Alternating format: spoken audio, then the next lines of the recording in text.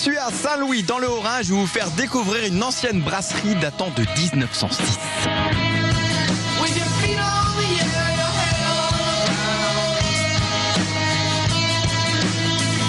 Je suis avec Jean-Christophe Touzeau, propriétaire de la Villa K. Comment ça va, Jean-Christophe? Salut Nicolas, très très bien, content de t'accueillir. Raconte-nous un peu l'histoire de cette brasserie du début du XXe siècle. Écoute, tu sais, donc comme tu l'as dit, c'est une ancienne brasserie.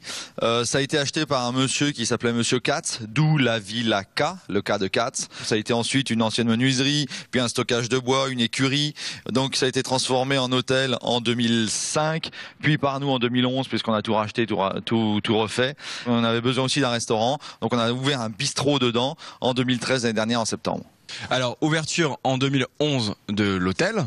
Donc, quelle âme avez-vous voulu donner ici à la Villa K? Alors, si tu veux, aujourd'hui, l'hôtel, il est, tu l'as vu, c'est un bâtiment ancien. Donc, on a conservé toute l'enveloppe ancienne extérieure et on est en très contemporain à l'intérieur. Donc, tu as que des chambres aujourd'hui. D'abord, il y a deux styles de chambres. Un style plutôt Zebrano tech et un autre style très contemporain, plutôt blanc et comme ça se fait beaucoup maintenant. Et on est effectivement très design. Bon, Jean-Christophe, emmène-moi dans la salle du resto. Allez.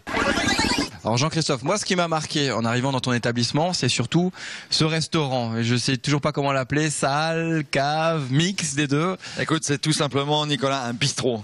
Tu vois, alors c'est simple, c'est venu de l'association avec un ami qui s'appelle Fabrice Renner, qui est caviste à Saint-Louis, où on voulait trouver un endroit où on puisse manger du bon produit et des bons vins. On a ouvert ce petit restaurant de 38 places.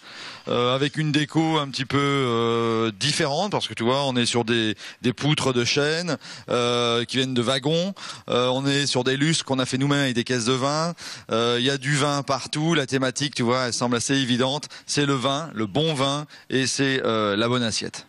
Bon bah, on parle cuisine, moi je vais retrouver le chef Frédéric, on se retrouve tout à l'heure? Ok, salut. À tout à l'heure.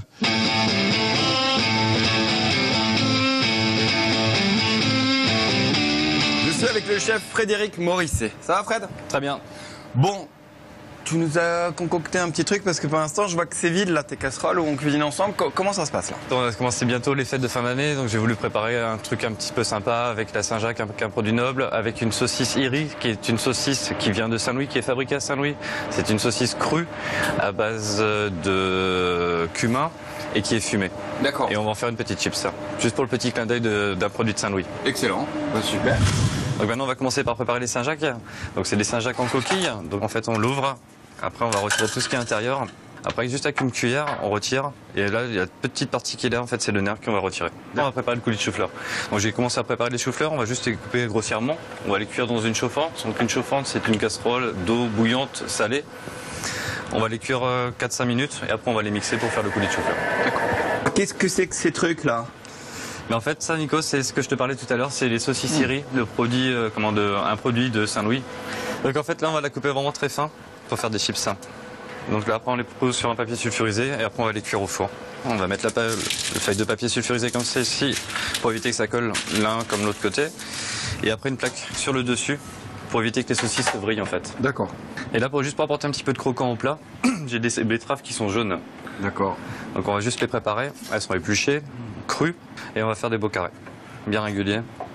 Les betteraves, on va juste les mettre à mariner un tout petit peu avec de l'huile d'olive, du sel et du poivre. Et là, on va commencer à poêler les Saint-Jacques. On a tous nos éléments qui sont prêts. Après, on n'aura plus qu'à faire le dressage. On les assaisonne. On va mettre un petit peu de beurre frais. Et on va arroser les Saint-Jacques avec le beurre. Tous nos éléments sont prêts. Il ne reste plus que le dressage à faire.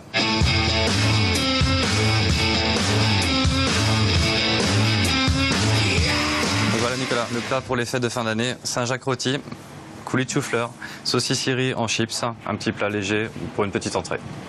C'est parfait ça. Merci Fred, ciao. Salut.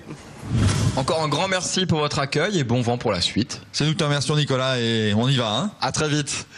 Les punks, on se retrouve dès demain sur le site talsas20.tv, également sur le site de julienbeans.com. Et ici, ils connaissent le mot de la fin, Saint-Louis.